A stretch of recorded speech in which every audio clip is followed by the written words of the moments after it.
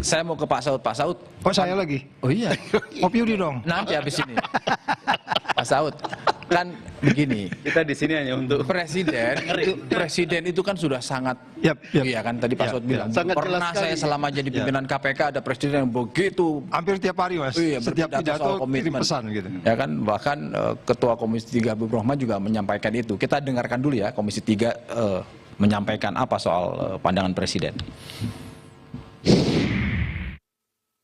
Pak Prabowo kan pasti pengennya para penegak hukum ini solid ya. All out, dan tadi kita sudah bahkan sudah komit kita solid ya. Saya pertemukan Korpas sama Jamtipsus, insya Allah solid. Ini kan menyampaikannya pesan Presiden dan harus solid. Tapi menurut pandangan Pak Saud ini intervensi atau apa sebetulnya? Ya, kalau dalam bahasa saya dulu waktu belajar surat menyurat itu sebutnya flowery gitu. Flowery. Terlalu banyak kembang-kembang. Oke, tapi intinya sebenarnya apa?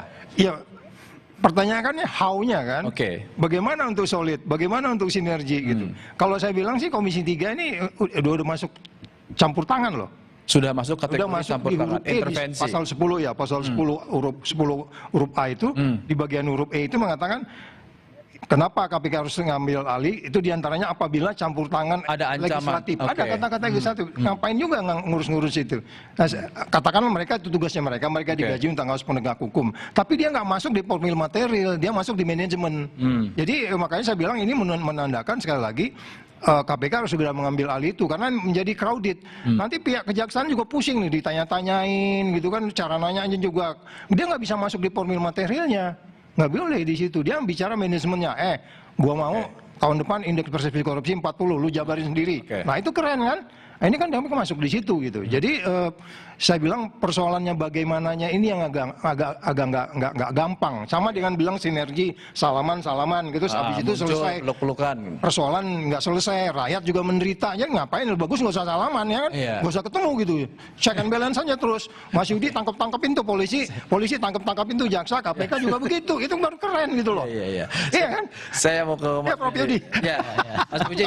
Mas Puji, Anda melihat gimana nih? Kan kalau posisi Presiden itu kan di Undang-Undang Kejaksaan pasal 18 itu kan sebetulnya Jaksa Agung Muda dan sebagainya itu kan ditunjuk oleh Presiden atas usulan dari Kejaksaan Jaksa Agung kan gitu kan. Tapi dalam hal ini Presiden belum muncul nih, belum keluar. Anda melihat pertama apakah perlu Presiden untuk menengahi ini? Ini sebagai Komisi Kejaksaan. Yang kedua, tadi Komisi 3 Habibur Rahman, Anda melihat ini bentuk intervensi seperti yang disampaikan oleh Pak Saud atau tidak? Yang pertama begini, jadi problemnya ini kan ketiga ini kan dilihat tidak harmonis ya. Masyarakat sebagian melihat tidak harmonis. Meskipun sebenarnya kalau saya melihat ya kalau dalam konteks ini ya ini murni penegakan hukum saja, itu satu. Nah, kemudian bagaimana cara menjawab kekhawatiran itu? Bukan, kalau yang pelibatan kan sudah melibatkan diri di DPR. Ya, artinya kemudian yang sinergis yang harmonis ini seperti apa? Nah, dalam case ini harusnya kan dijawab misalnya penyidik misalnya.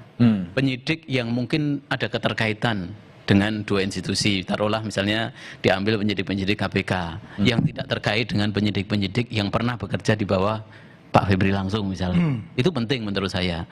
Nah, terus yang kedua yang terkait dengan Komisi 3, apakah sah membentuk panja? Ya itu kan kalau panja oke. Lah ya. Tapi kalau yang tadi mempertemukan terus kemudian dengan bahasa solid dan itu menurut Pak Saud sudah masuk kategori yang di pasal 10A Undang-Undang KPK itu salah satu yang huruf B itu yang memungkinkan bahwa saya belum melihat pertanyaan-pertanyaan yang sampaikan ke Komisi 3 itu sampai ke teknis ya, karena ini juga belum jadi Anda melihat itu belum intervensi? Belum intervensi, hanya problem-problem di masyarakat yang terkait dengan proses ini harus dipercepat segala macam, itu yang kemudian difasilitasi oleh Komisi 3 yang saya lihat seperti itu, jadi belum masuk kepada teknis. Nah, kalau kemudian masuk ke teknis itu adalah kalau misalnya ini kenapa tidak jadi tersangka, ini kenapa kemudian jadi tersangka lah, itu berisiko, Prof. Ya. Berisiko, Prof. Risikonya besar.